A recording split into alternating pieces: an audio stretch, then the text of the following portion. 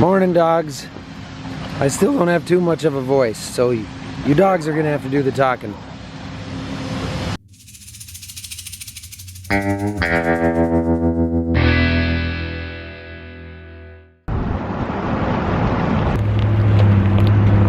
Thunder. Pretty standard morning here. Nothing's broke other than a couple sickle sections. Everything needs fuel. We'll check the oils, kick the tires. Be ready to go.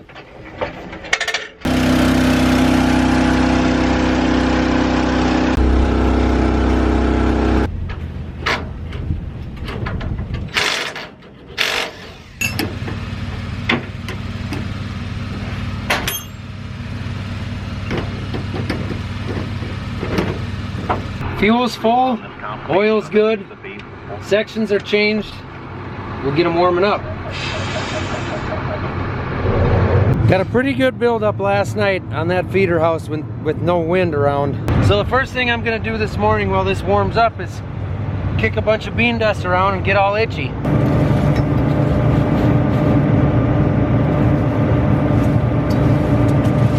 For those who haven't been around bean dust much, stuff can be pretty nasty. After a few days, it starts beating me up pretty good. It's just such a fine, clingy, dusty, I don't like it. It's the opposite of corn dust, which is basically like baby powder. Corn makes the augers and the hopper bottoms and everything run nice and smooth, kind of lubricates them. Soybeans, you can just hear them grinding through the augers and making the hoppers, the bottoms of the truck trailers all, I just don't, it's not.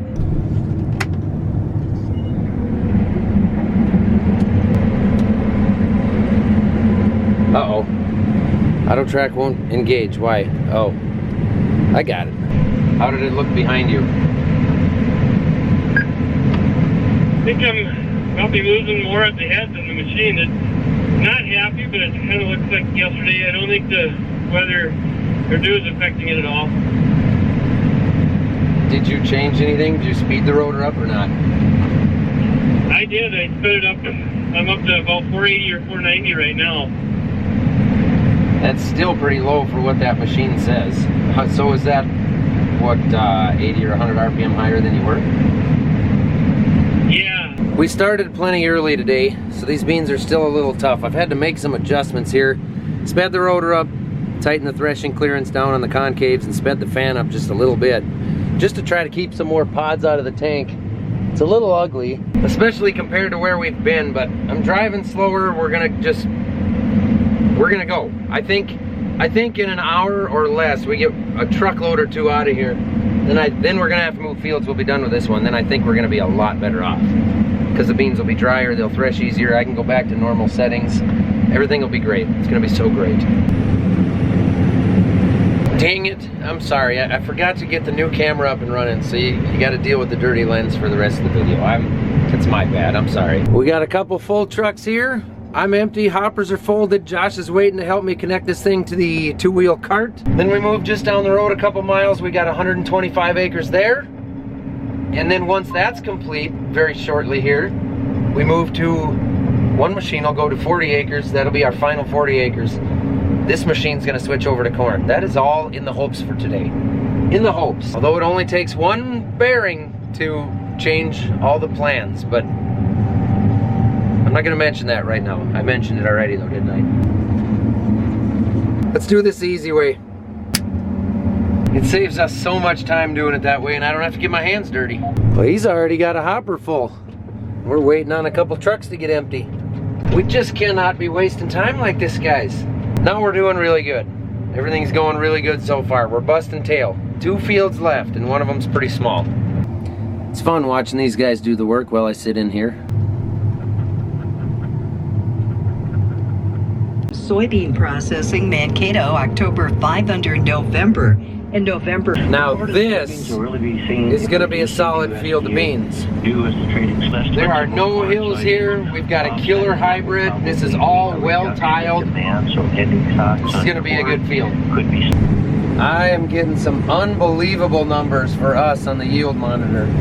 This must be what it's like to combine beans in Iowa.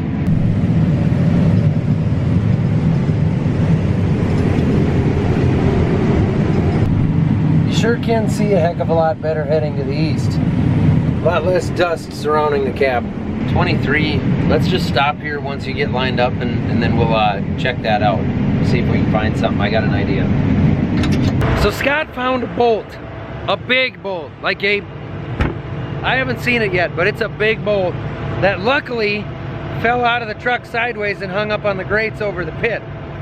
But everything's running fine, so we don't know where the heck it came from. Oh, that's a big bolt. Big old bolt. Yeah, that's not metric. That's like a 1-inch bolt. I got an idea. J&M guys said that they use a 1-inch by 6-inch bolt to connect the two pieces of plating on the bottom. If that bolt, they've never seen that come out, but if it would have, they said the rear one would be getting driven, but not the front. So it's driving off the back and it could still be feeding the main auger. So the cart's empty right now. We're gonna drop the bottom open and see if we can see those two augers and where that came from. It's just a lever back here.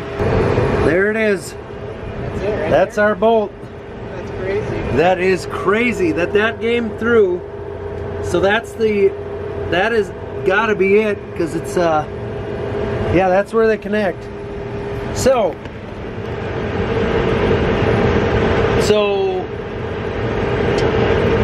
I'm gonna call him. I better call him here. I sent him the pictures and told him that's the bolt. So I'm hoping for two things. Number one, they can tell me how to fix it easily. But I don't want to do it till tomorrow because I want to finish soybeans. Right. Yeah. Yeah, that sounds like a good idea. Or is it gonna wreck that? Yeah, that's about Or the augers go together. The bolt's not even wrecked. No. It's like, yeah, a couple threads are messy, but yeah, it's like it never even got touched. I can't believe this fell sideways on the pits instead of going in and wrecking one of the pit augers. That is crazy. Unbelievable.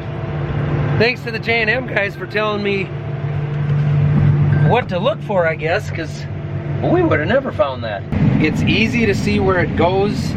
I imagine there's a way to get the flighting lined up and get it in there. It sounds like best bet for guys with bigger hands that can't do it through the top, through the grate, is to go up the bottom where we saw it. Like Mitch said, he's done it a couple of times. It's not difficult, it just sucks a lot. 23, you got me? Go ahead. So the plan is going to be, we're going to start at the south approach on the south side of that yard now and just park trucks there. The combines will dump into them. Meanwhile, I'm going to give you this bolt back and you can take my pickup to John Deere in Glenwood or Red Horizon, see who's got a bolt and a double lock nut for it. Off we go. Make sure it's a grade 8 and we got a good lock nut with it. Yep. A double lock. Alright. If I mean, I'd check Deere first. If they don't have it, check Red Horizon. Yeah, your dad said they got one at Deere already. Oh, okay, awesome, perfect. So I'll check her out. All right, thank you. You know, there's a lot of things that can happen. You feel unlucky sometimes when things break down, like bearing beaters go out or clean grain augers break. But that bolt falling sideways on the grate and the trucker seeing it, like that would have caused a real issue in our pit augers or our grain leg or who knows where. Now we go to work the old-fashioned way without a grain cart. Well, that one's not ours though. That's the neighbor. We got a whole bunch of equipment here, but only half of it's ours. So when things break down, there's a 50% chance it's not us. All right, let's see what we can do here. Josh is back with our bolt.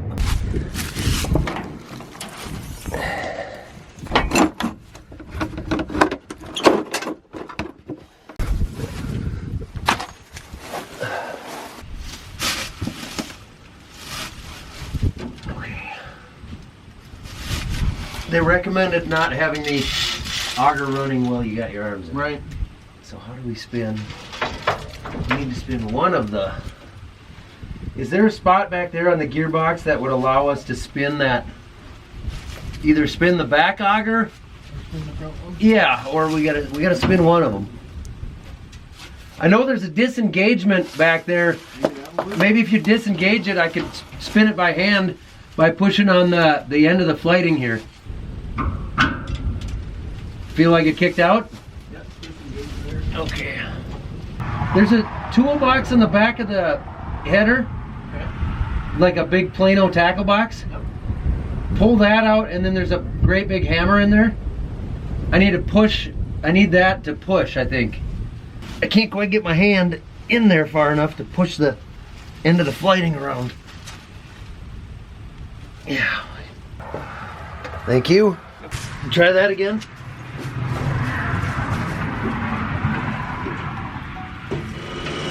No, that one goes through that gearbox and runs the incline, which is run from back here after this horizontal one goes.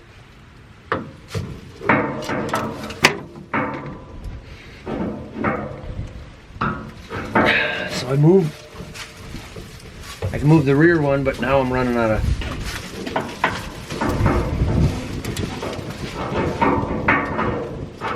I can't get on that anymore.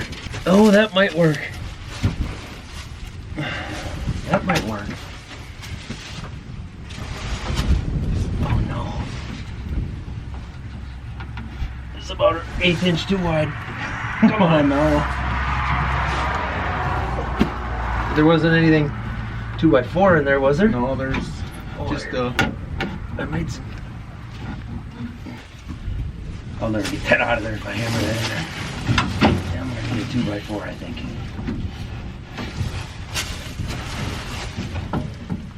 Damn it, it's just so close. too wide.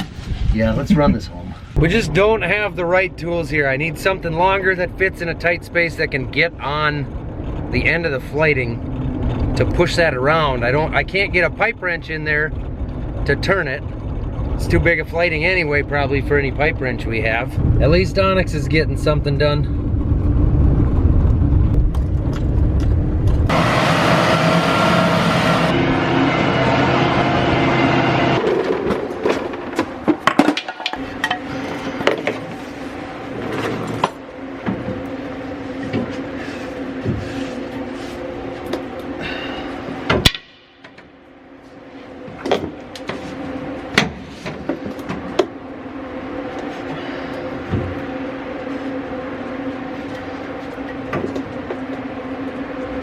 Well, I had it moving in the field. Yeah, you want to grab me one of those foam mats instead of the rolling one? I still grabbing that one.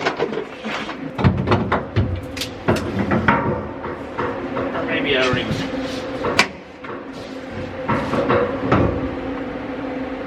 Oh man, I had it moving in the field. Yeah, moving in the field a little bit. Yeah. Thank you. No, didn't move.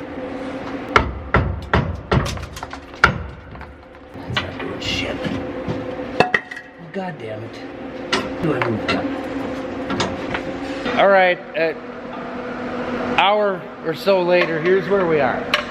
So this, let's see, this collar right here has got a hole in it right there that the camera can't see. A large 1-inch hole that connects the front auger of the cart, the horizontal auger, to the rear horizontal auger of the cart. The rear auger, the driven auger, slides over the shaft of the front auger like a male-female type of deal, and the bolt holds them together so that they rotate together. The bolt came out and it would have turned the driven auger around the other one. Now the holes are not lined up. I think what happened is the rear one spun around the front one long enough. Basically, they welded each other together. It doesn't look bad, but that's an inch thick of steel. It's probably gonna weld before I can see the issue. So what we did was we jammed a 2x6 in there on the front auger at the end of the flighting. Pardon me, I have a phone call. And we can spin that auger by getting a pry bar in the U-joint or the knuckle here next to the gearbox at the back. But even with Josh sitting on his ass and pushing as hard as he can with his feet, we can't break him loose. But before J&M sends a crew from Ohio that is 14 hours away to come up here and fix this. We're gonna make dang sure that that thing is stuck, which they've never done this in the field before. They say they've done it at the factory under certain conditions. This has never been an issue for them. So how we got lucky enough to experience it, I don't know. But we're gonna make sure we put the effort in before they send guys. So we're gonna take this giant bar and jam it through the U-joints here and put a good amount of effort on it using this device right here, which is a auger breakage device. No, this is probably not how this is supposed to be done. I look forward to all the comments from the people watching that have done this many, many times.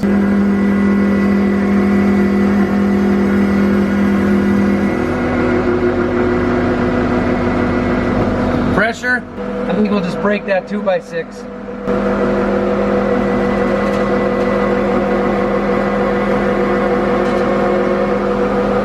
Is it just bending that pipe?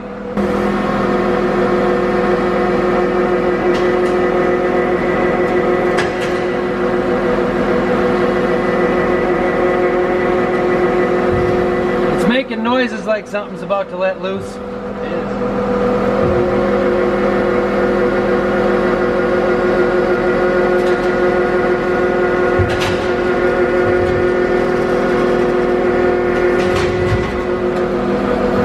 Moved.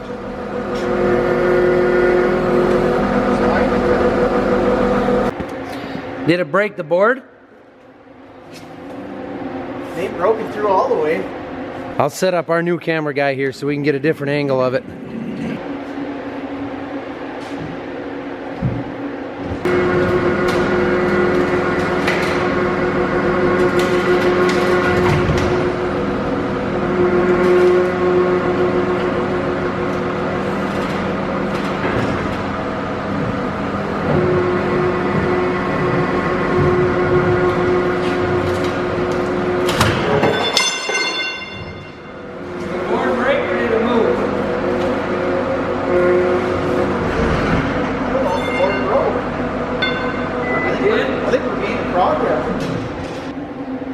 The board's broke, but yeah, okay, see if you can back it out some.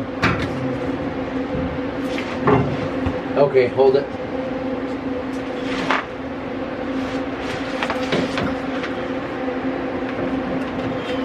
It just broke the board. I think that's all we gained. So now we got the augers welded, but the good news is there's a 2x6 busted apart and jammed in there.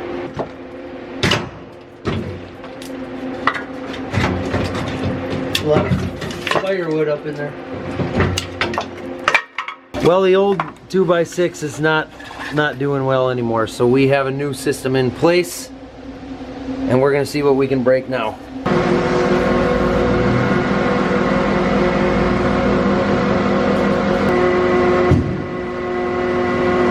I think it's moving now. That's got to be moving now. Think? Got to be. Either that's moving or we might be making progress. The auger's turning, or it's breaking out the shields underneath. Something's giving. Well, we pushed and pushed and pushed, and what we ended up doing was finding the weak point, which was that bar that Josh has got in his hands. That used to be pretty much straight. So they're welded a lot tighter than I was thinking, but at least we tried. Hey Joe, Zach calling back. We did everything we could. They've got to be welded pretty tight. We put a pretty solid effort into that. We were not going to get that moved. So J&M is actually sending some guys from Ohio tomorrow. It is a 14-hour drive one way for them. They're gonna be here tomorrow afternoon. Sounds like this is maybe a 3-hour job or so. They're gonna have to pull that out, pull the gearboxes off, pull it out, and replace those augers. They've never had to do that in the field, it sounds like. So in the field meaning away from the factory. But they got guys that go on the road and do this sort of thing. It just is what it is. It happens. This has been a phenomenal cart. The one we had before this was phenomenal. Sometimes goofy stuff just happens in the fact they're sending a crew from Ohio early morning to deal with this. I'll pick up my scraps now. We did spill a million little bearings onto the floor too, so that's cool. Anyone who's ever walked on soybeans knows what I'm talking about. Well, we should be finished with this field in about one round. And then we'll get this header off. And actually this machine is gonna switch to corn. It's gonna go home and switch to corn. Dad's gonna go finish that other 40 acres. I don't know if he'll do it tonight or no. It's a small field with a lot of trees and a couple swales in it, so he's not gonna start that in the dark. We should have all of tomorrow to go before it starts raining tomorrow night anyway. Well, that's gonna be it. Dad's gonna finish that up. I'm gonna go unhook this pig. There we go. That is most likely unhooked for the final time this year. Final load of beans out of this machine. That one's got 40 acres to go. I'm done. I'm gonna go get some rest. Onyx came to grab a Mountain Dew. He's on his way back out.